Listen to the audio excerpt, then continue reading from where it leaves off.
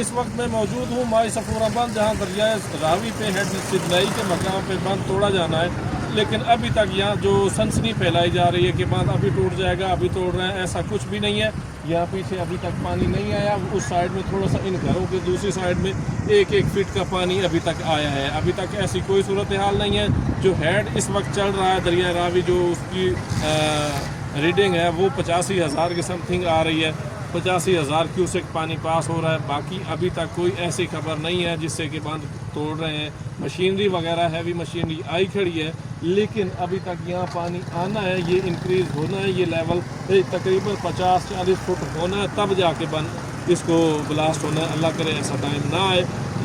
जो अभी की ताज़ा सिचुएशन है, ये टाइम है 1:40 और ये 1 सितंबर की डेट है।